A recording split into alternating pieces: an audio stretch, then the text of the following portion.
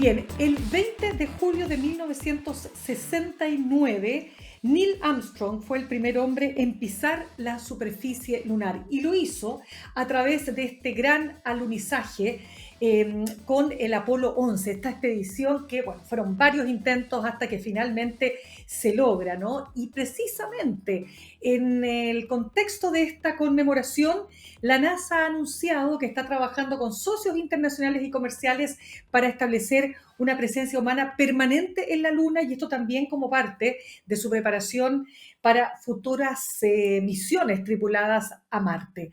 La Agencia Espacial recordó el alunizaje del Apolo 11, subrayando su rol como hito fundacional en la exploración espacial humana. Pero nuevamente aparece la pregunta que siempre da vueltas: ¿por qué el ser humano no ha regresado a este satélite natural? ¿Es realmente factible tener presencia permanente?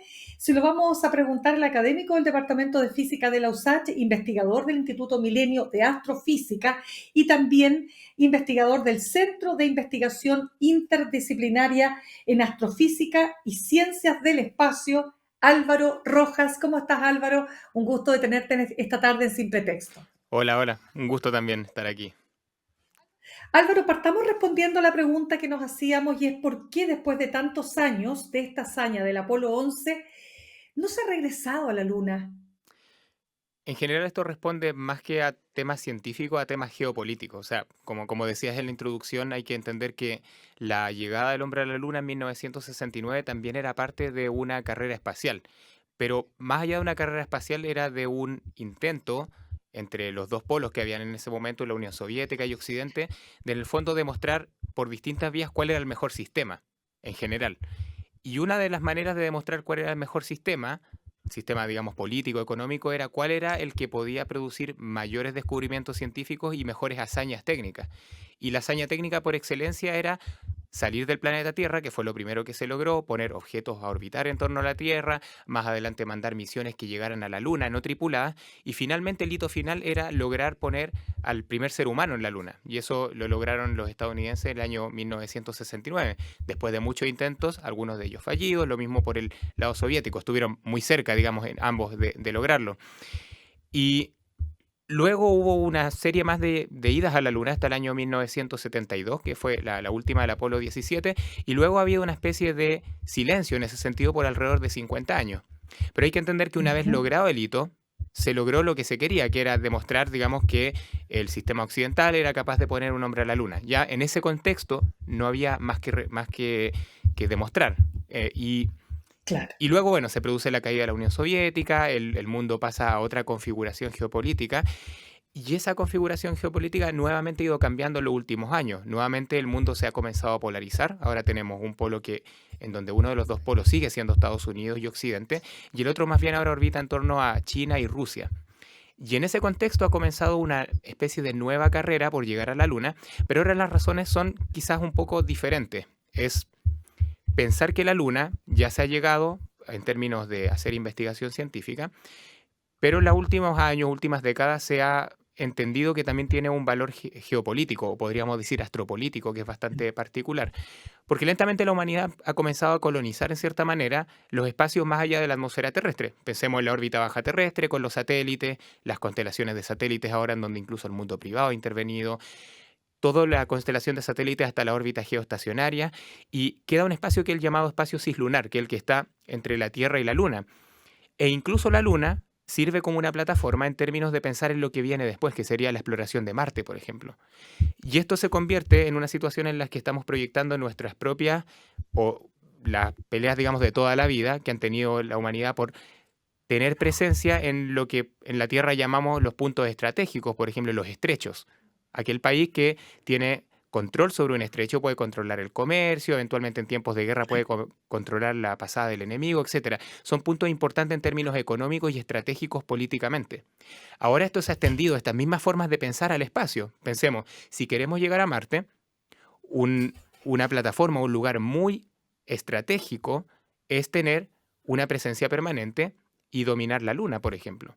Porque es un punto intermedio, un punto en donde yo llego para luego llegar a Marte, por ejemplo. Entonces, es un punto estratégico súper importante. Pero también la Luna es un punto o un lugar muy interesante en términos económicos. Hay que pensar que se ha descubierto que en la Luna hay tierras raras, que en la tecnología actual son súper importantes y hay pocos países en el mundo que tienen control sobre esos recursos naturales. Eh, Hay que pensar que también hay agua, se ha descubierto agua en la Luna, sobre todo cerca de los polos. Y el agua no solamente significa que puedo poner humanos de forma permanente a vivir en la Luna porque hay agua, sino porque además el agua yo la puedo convertir en combustible. Si la divido, tengo oxígeno, hidrógeno y tengo combustible para cohete. Entonces, tengo la plataforma intermedia para llegar a Marte, tengo agua para mantener una colonia y tengo además la posibilidad de producir combustible. Incluso uno podría mirar en un poquito más nivel futuro, si en algún momento la humanidad llega a controlar la fusión nuclear, por ejemplo, para producir energía, que resolvería los problemas energéticos para siempre de la humanidad, algo súper difícil que llevan intentándolo 30, 40 años. Si se llega a lograr, hay un combustible especial que podría servir para ello, que es el helio 3. Y ese se encuentra más o menos abundantemente en la superficie de la Luna y se podría minar. Perfecto. O sea, podría ser incluso el combustible del futuro. Uy, qué interesante. Mira la cantidad de cosas que nos ha indicado Álvaro y que, claro, que va más allá del solo hecho de pisar la luna, que fue la primera gran hazaña. Ahora, lo que quiero saber, cuestiones súper, súper prácticas. ¿Cuánto demora el viaje de la Tierra a la luna? Aproximadamente 3 días. Depende un poco de las condiciones particulares de la trayectoria, pero en general es en torno a los 3 días. No es mucho, digamos, si Ya, pensamos que estamos yendo a un punto a casi 400.000 kilómetros de distancia. total, ya, eso de todas maneras, pero lo segundo, porque leíamos también que esto va a ser, a diferencia de lo que ocurrió efectivamente en ese escenario que tú describías muy bien de Guerra Fría, ahora va a haber colaboración, pero esa colaboración siempre queda entre países de Occidente, supongo.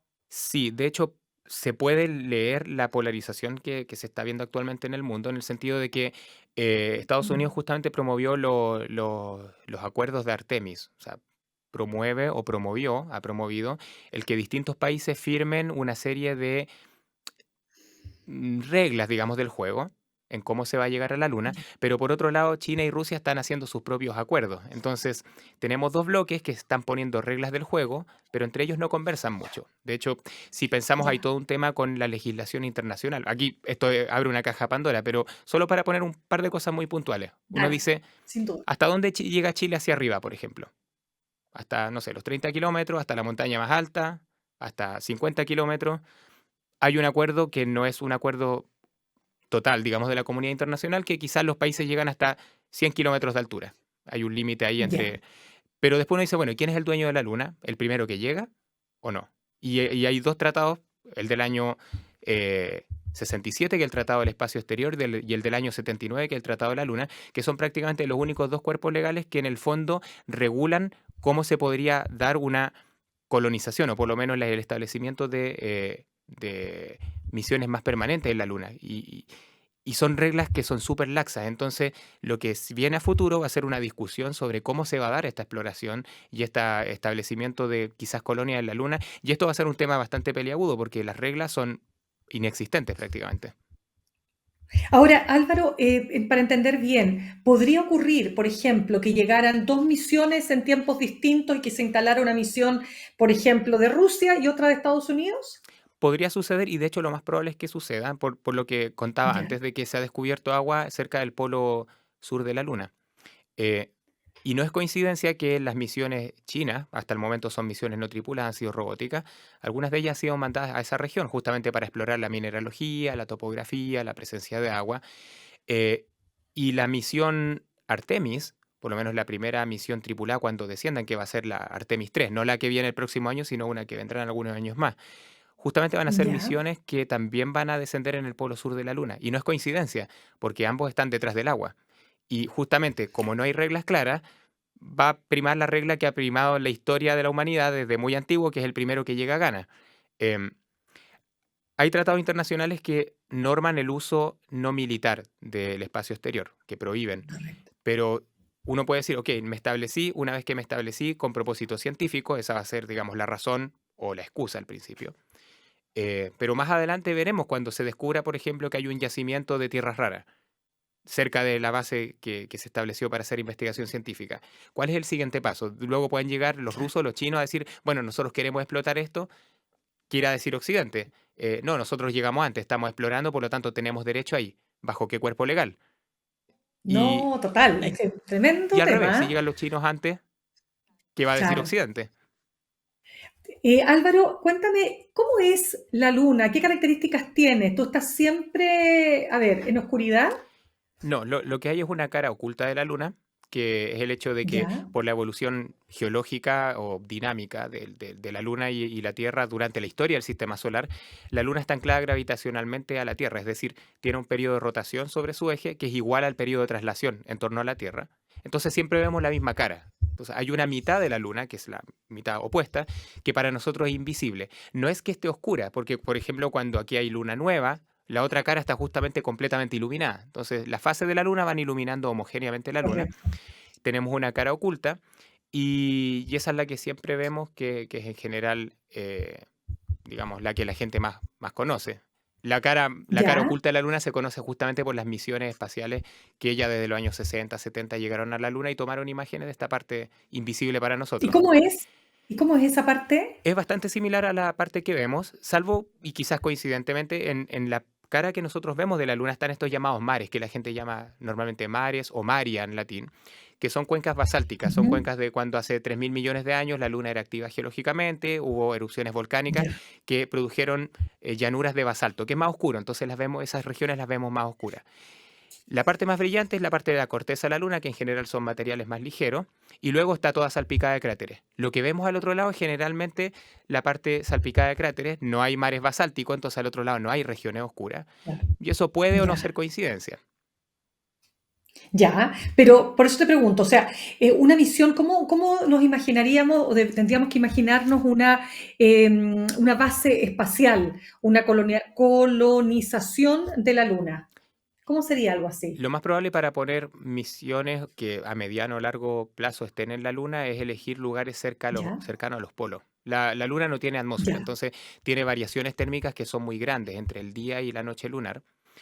Y a fin de no estar sometido a una cantidad de radiación solar tan grande, lo más conveniente es irse cerca de los polos, justamente porque la luz solar va a llegar un poco más rasante, igual que en la Tierra, ¿no? Cuando uno está ya. cerca, muy al norte o muy al sur en el mundo. Y eso básicamente para mantener una temperatura que sea razonable a largo plazo, para poder establecerse ahí. ¿Qué temperaturas, qué variación hay? Variaciones son varias decenas de grados, o sea, no recuerdo los valores exactos, pero durante la noche eso puede caer muy por bajo 0 grados Celsius, digamos, temperaturas comunes a Ya, nosotros, y en el día puede ser bastante abrasador si uno está en el ecuador lunar, porque uno está recibiendo la luna claro, la luz solar de lleno, sin una atmósfera que, digamos, ya. redistribuya el calor, por decirlo así. Claro, y no tiene, y como no hay atmósfera, entonces, claro, todo esto tendría que ser siempre como en las películas de ciencia ficción, o sea, son espacios cerrados, ¿no es cierto? Siempre tienes que estar con el traje si sales al exterior, y eso implica, digamos, todo un mundo por conocer además, ¿no? Porque yo creo que eso es lo interesante, ¿qué más podemos encontrar? O sea, ¿hay cosas que podemos imaginarnos que existen y que aún no sabemos en la Luna? Nada que vaya más allá de la física o de la química conocida. O sea, eso, la física y la Ya, química en el universo son las mismas. Lo que probablemente se va a descubrir en la Luna cuando se explore son recursos minerales, es decir, cosas que conocemos, pero que a lo mejor no sabíamos que justo estaban ahí, digamos, como hablábamos antes, tierras raras, algunos otros minerales de importancia estratégica económica, quizás se encuentran volúmenes de agua mayores a los que se creía o a los que se cree actualmente que hay. Pero nada de lo que encontremos va a ser algún material nuevo, digamos, algo que no se conozca por la química o por la física.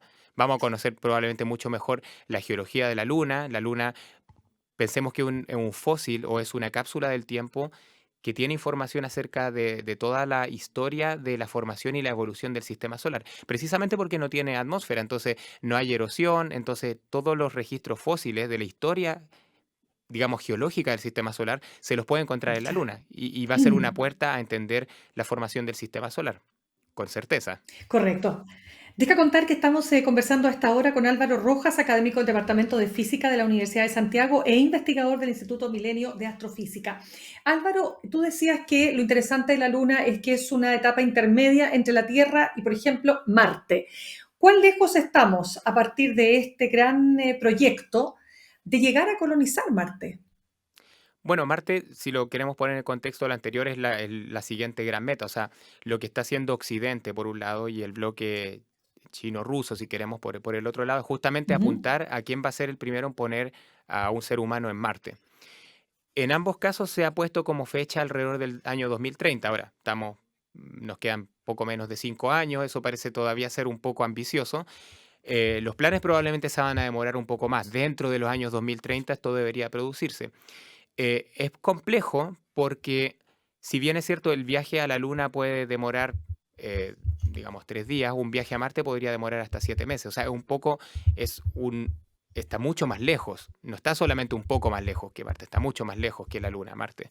Y por lo tanto, todos los sistemas que se deben probar tienen que ser con los más altos estándares, o sea, no solamente el lanzamiento de los cohetes, sino también todos los dispositivos que permiten a los astronautas mantenerse vivos, digamos, los sistemas de soporte vital, eh, tienen que ser probados y vueltos a probar muchas veces antes de hacer un viaje tan largo como ir hasta Marte. Entonces, mucha de esta tecnología se está probando ahora en la siguiente llegada a la Luna. Se están probando plataformas de lanzamiento nuevas, cohetes nuevos, trajes espaciales nuevos. Si uno ve los trajes del proyecto Artemis, por ejemplo, son un rediseño completo respecto a los que se usaron en los años 70 para ir a la Luna. Tienen mucha más movilidad, tienen otras características que no teníamos hace 50 años atrás y que ahora se tienen que probar Ya. primero extensivamente antes de embarcarse en un viaje tan largo.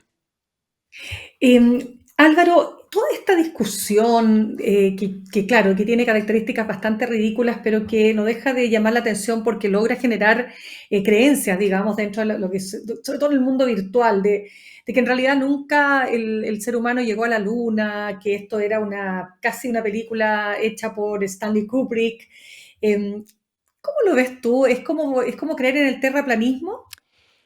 Siempre hay una semilla, no sé si de verdad, pero de cosas que son plausibles en eso. O sea, bueno, para ponerlo bien en claro, el hombre llegó a la Yes. luna, evidentemente. Y hay muchas razones, puedo citar dos. Una es que se ha traído de vuelta material de la Luna, es decir, todas estas misiones que llegaron principio del año 60, principio de los años 70, ciertos finales de los años 60, trajeron en total algo así como 380 kilos de material lunar. O sea, hay 380 kilos de pruebas Perfecto. directas, concretas, de que la humanidad llegó a la Luna y de hecho trajo fragmentos lunares.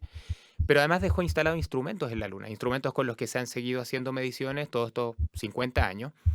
Y por ejemplo, por poner un caso de un tipo, una medición que se ha hecho, se han logrado hacer mediciones muy precisas de la distancia entre la Tierra y la Luna. Gracias a esas mediciones muy precisas sabemos que la Luna, perdón, se aleja 3,8 centímetros por año de la Tierra. Todos los años 3,8 centímetros un poco más lejos. Parece Mira, poco, pero esos millones de años claro. es una cosa que va haciendo metros y luego kilómetros. Y de hecho, gracias a eso se sabe que la Tierra, la Luna está haciendo una especie de espiral hacia afuera, alejándose de la Tierra. Ya, ya. Y eso hace que los días en la Tierra vayan siendo cada vez eh, más largos. Eh, Wow. Días de luz, dices los tú. días en términos de cuánto a la Tierra le toma dar una vuelta sobre sí misma, que es lo que nosotros decimos 24 horas, 86.400 Ya, segundos, se hace unos ya, milisegundos más largo cada siglo. Que alguien podría mira, decir, mira, pero eso no es nada. Bueno, pero hay que pensarlo al revés. interesante. Tenemos tecnología tan avanzada que hemos puesto en la Luna que somos capaces de decir ese tipo de cosas, que la Tierra Claro, se demora un milisegundo más cada 100 años. Y son mira, medidas de altísima precisión, ¿no? Por lo mismo sabemos que en algún futuro la Luna se va a alejar lo suficientemente de la Tierra como para que, por ejemplo, ya no haya más eclipses de Sol, porque la Luna ya no va a tapar el Sol en el cielo, va a ser más pequeña. ya, Sabemos asimismo que en el pasado la Luna estaba más cerca de la Tierra y los días eran más cortos. Digamos, hace 1.500 millones de años, cuando estaba surgiendo la vida pluricelular, el día en la Tierra duraba 18 horas. Y quizás algunos eventos en la historia de la vida de la Tierra han tenido que ver con esa transición en que la Luna se ha ido alejando y la Tierra ha ido rotando más lento. Eso ha tenido una implicancia en la historia de la mm, vida de la Tierra. Y si bien es cierto, esto es una teoría que se conoce desde hace 150 años. De hecho, el hijo de Charles Darwin, que era astrónomo, fue el primero que dijo que probablemente esto estaba pasando. Pero esto no se supo hasta ahora, hasta los años 70, 80, en que se fueron haciendo estas increíble. mediciones. Se demostró que efectivamente la Luna se va alejando de la Tierra, que la Tierra va rotando cada vez más lento. Y eso tiene implicancias para el futuro, pero sobre todo para entender la historia de la vida en la Tierra. Y eso lo sabemos gracias a que se llegó a la Luna. ¿Y qué pasaría con un mundo sin luna? ¿Con un planeta Tierra sin luna? Es difícil establecer como la cantidad de cosas que podrían pasar o podrían no haber pasado, porque ciertamente la Luna tiene influencia súper grande sobre los ciclos biológicos en la Tierra. y lo vemos Mm. de muchas maneras distintas. Eh, la Luna tiene probablemente un factor de estabilización sobre la Tierra en sus movimientos, y esa estabilización, el que la Tierra tenga movimientos estables, ha facilitado obviamente la evolución de la vida, porque ha significado que las condiciones en la superficie de la Tierra han sido estables durante miles de millones de años. Entonces, probablemente la Luna ha ayudado a que la vida haya prosperado en la Tierra y se haya Sí. mantenido. En términos muy generales, después uno puede encontrar muchos detalles particulares en donde la influencia de la Luna es fundamental. Pero yo creo que lo que engloba todo esto es que la Luna ha sido un factor de estabilidad en el largo plazo, en la evolución de la vida en la Tierra. No, increíble. Álvaro, te puedo hacer una pregunta, pero ya está para terminar porque ya estamos demasiado atrasados. De las películas de ciencia ficción, ¿cuál para ti es la mejor? Mm, Contacto, quizás. ¿En Sí, serio? una Ya. película. No, yo digo porque tú eres el experto. Yo, si me preguntas a mí, Interestelar. Pero bueno. Bueno, de hecho, Contacto sería como la contraparte de Interestelar, una película más clásica, pero que más o menos va con una temática similar. Pero creo que me quedo con Contacto entre las dos. De todas maneras, un abrazo para ti, Álvaro Rojas, académico del Departamento de Física de la USACH. Muchas gracias por habernos aportado con tu conocimiento. Súper entretenido. Podemos seguir conversando. Te vamos a invitar nuevamente porque este es un tema Yo fascinante. feliz de volver por acá. Muchas gracias por la invitación. Gracias, que estés muy bien. Gracias Chao, a ti. chao.